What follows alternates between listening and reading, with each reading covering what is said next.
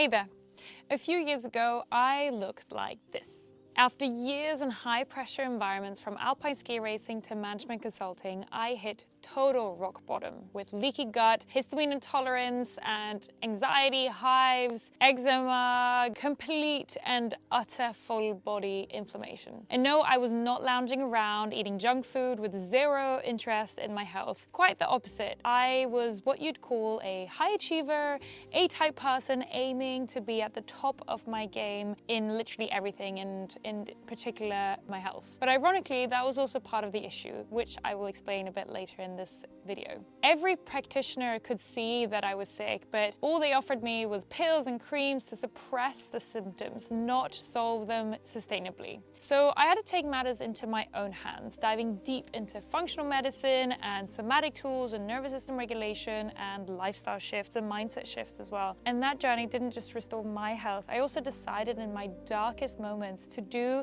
what I could to ensure that others wouldn't end up where I did. I went back to the school books to study human anatomy and physiology and become a double certified health coach and breathwork guide and medicine yoga teacher, and eventually also a speaker on these topics. And in all my work, I combine lived experience, empirical evidence with science-backed research to guide in particular high-performing women in building resilient health that both supports but also amplifies their ambition so they can grow and expand without the overwhelm. But here's the real reason why I care so much about my work. When I was sick, I couldn't find anyone who had actually healed. Every Facebook group that I joined felt like a spiral of hopelessness with negativity all around and no actual role model for how I could eventually look despite given how ill I actually was. So I want to be that person, maybe for you or someone you know, to show that there is a path through this and others who can support and guide you to feeling your best again. So my promise to you is by the end of this video, you will understand the root of most chronic health imbalances, and on healing this, feeling better in my early 30s than I did in my early 20s. And if you already now resonate with my story and what I help my clients with, I know that you will love what I've got in store for you. So subscribe to my channel to stay up to date and check out the link below to also book a free one-to-one call to kickstart your transformation if you are in the deep end right now. Together, we'll explore in this call what's really going on beneath the surface of your symptoms and what steps you can take to start getting back to balance. All right, let's move on to uncover why chronic stress is arguably at the core of most chronic health imbalances and diseases. To answer that, let me set the scene for you with a quote that I come back to often. You can't heal what your body believes it must survive. Let me repeat that for you. You cannot heal what your body believes it must survive. Meaning you need to teach your body that it's safe enough to heal before it will actually do so. And this is easier said than done in today's world. We often think that stress is just feeling a bit too busy. Well, it's actually a very primal response by your body to bring you back into balance, what we call homeostasis, in response to any challenge, emotional, physical, or mental. And acute stress, like dodging a car or giving a big presentation at work, can be helpful and actually adaptive because it will help you to get even stronger and more resilient to future stressors. So the more you practice giving a presentation, for instance, the less that will trigger a stress response in your body. But when that stress response is triggered over and over and over again without enough time for you to recover, it becomes chronic stress. And chronic stress silently chips away at your health. Your nervous system starts to see that heightened state of arousal as your normal. Maybe you are at work and you're just chipping off at the tasks, and you get home and you're again chipping off at the tasks, and you try to go to bed and try to fall asleep, but you can't because you're still in that task to-do list and you're wired although you're tired. So then you struggle to sleep and then you wake up again in the morning and you're still tense, and that just becomes your new normal. It just becomes like you, and then you struggle to relax and come back to that presence that grounding where you feel like you can take a deep breath and there's nothing you have to do. You can just be. You can just look out over the landscape or your garden or whatever and just be there for a moment. Coming back to that sensation is golden.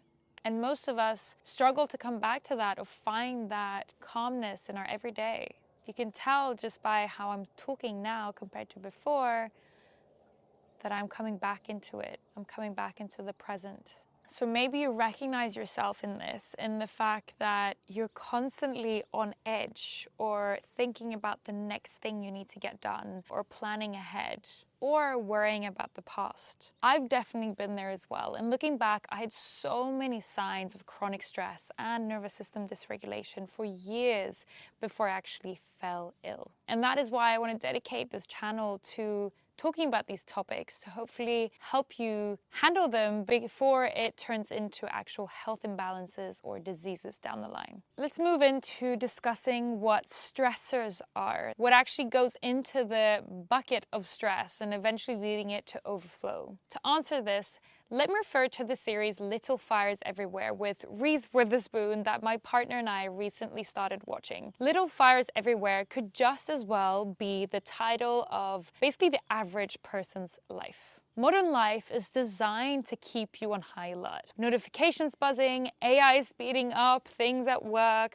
demands on top of social pressure to always be available, always performing, always showing up perfectly, especially for women who are juggling careers and family and relationships and self-care, etc. You're most likely not just going about your day, you're most often putting out 1,000 little fires every single day, not just in your physical universe, but also in cyberspace, but also in your emotional space and also in your mental space. So your body rarely feels that it can fully exhale and relax and just be. And that is where the healing happens.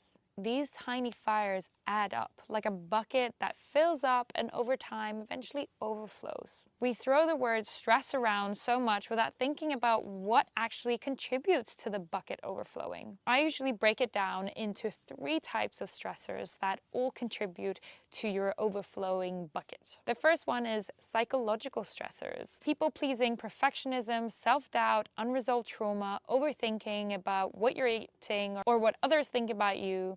And here we can also use the acronym TON, T-O-N-N, and I will get more into that in future episodes. Let's move on to the second bucket, physical stressors. And we often tend to forget about this one and only focus on psychological stressors, but this also adds to your physical stress load, like poor sleep and gut imbalances or blood sugar crashes or over or under exercising, physical illness, pain, etc.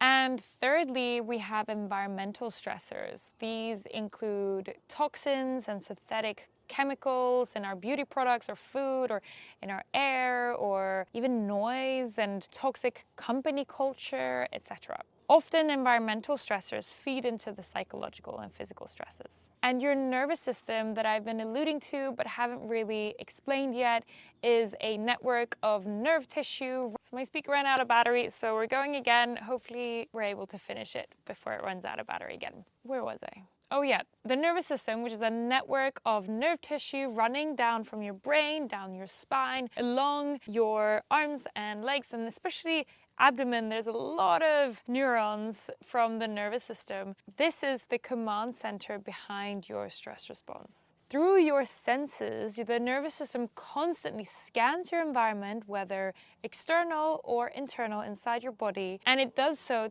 to check for either safety or threat cues. Most of the time, it does so without us even realizing it. A judgmental look, a self-critical thought, a loud noise like a slamming door, blood sugar fluctuations. Your body reacts before your brain can catch up, and often based on implicit memories stored from your childhood. So you may not even realize that it's a trigger or anything that your nervous system would react to.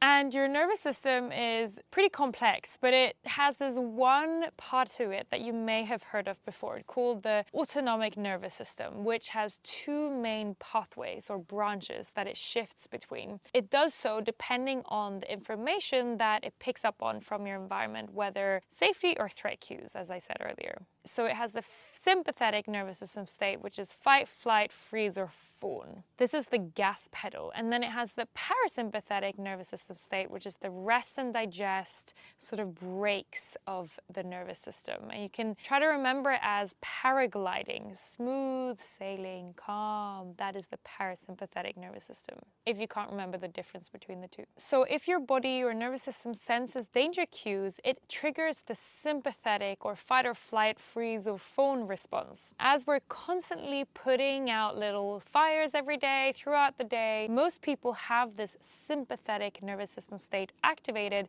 throughout most of their day. And the problem here is that your body does not know the difference, it can't tell the difference between a passive-aggressive email or a tiger chasing you. We're that primal. The physiological reaction is the same in our body. A surge of cortisol and adrenaline and a cascade of follow-up events telling your body to prioritize survival over things like healing wounds and digesting your food and balancing your hormones and reproducing. They all get put on hold. Because who needs to make a baby or digest a salad when you're being chased by a tiger? No one. Last time I checked. We are so much more primal than we tend to think. To put it all into perspective, Homo sapiens have been around for about 300,000 years, and for only about 30 of those years have we had internet. And the iPhone came out in like 2007, 2008. That means that the digital world that we now live in has existed for only about 0.01% of the human history. Our biology is ancient. It's not designed for the world that we're currently living in. So if your body still feels like it's in danger, it can't truly prioritize recovery and balance and healing, however much organic broccoli and probiotics you're eating. Obviously they help, but it's not enough if your body is still in survival mode. And this, my friend, is why stress isn't just contributing to your symptoms. It's often the initiator, the driver, the root cause behind the root causes. Now, here's where it gets personal to me. I knew pretty early on that stress was part of my health puzzle. So I started where most people start, with the physical stressors. I took the supplements and added animal protein back into my diet to heal my gut because that's what I needed at the time. I prioritized sleep. I cut back on intense workouts to balance my hormones. I came off birth control, but it wasn't enough, because I was still operating from a nervous system stuck in survival mode, believing I had to do more and achieve more and solve more problems to be enough and to heal. The real shift happened when I began to look at what was underneath it all, at my beliefs, at my identity, at my behaviors, like never fully resting, tying my worth to productivity, needing everything to be in control. Do you recognize any of these? Well, I had to rewire those patterns. And that's when the true healing began. That's when my body could absorb the nutrients fully, because it shifted out of survival into rest and digest. So if you've been doing all the right things, but still don't feel like you're improving and your symptoms are getting any better, then this might be why. Your body doesn't feel safe enough to prioritize healing. And I say that from experience as well. So if that's the case, you're not alone. Trust me, you are not alone. And in my next video, I'll walk you through the actual steps that I took to rewiring my stress response, not just the psychological stress, but also physical and environmental, and how you can begin to do the same. Because healing is possible, and I want you to see me and see that I'm feeling better in my 30s than I did in my 20s before I got ill. Because now I work with my body. I align my actions to how my body wants to feel, and you can do the same. And unlike what most people tell you, you can heal without losing your edge and your ambition and your drive. Although you may need to redefine what that actually means to you. if it will help you to get out of survival mode and to feel safe enough to finally let go of the things that are keeping you stuck and actually come back to yourself, to your true knowing. Wow, that was a rapid introduction to a lot of the topics that I will cover in detail on this channel, and everything from lifestyle shift to mindset shift to hormone and gut health and nervous system regulation and subconscious belief reprogramming and so much more. And all of these are at the core of healing from chronic stress, from the inside out, and truly feeling your best. Not just to survive another day, but to thrive another day. But to avoid overwhelming you, that's the last thing I want to do, I will save the details for upcoming videos. I guess you'll just have to subscribe to this channel to stay up to date to new videos coming out. And if you already now feel like, hey Thomasine, I recognize myself in the story that you shared and photos that you've also shared of yourself, and I need your help in rewiring my stress response and shifting my lifestyle and mindset, then check out the link below about how we can work together. I have a 30-day course, a group coaching and community for women who feel stuck in chronic stress and want to learn tips and tricks and tools and the knowledge behind how you can go from merely surviving to truly thriving again. And maybe that's just what you need right now. Or maybe it's for someone you know. In that case, please share this with your friend. Thank you so much for watching, and remember, I'm always rooting for you. Hit like and subscribe, and I can't wait to see you in the next one. Ciao!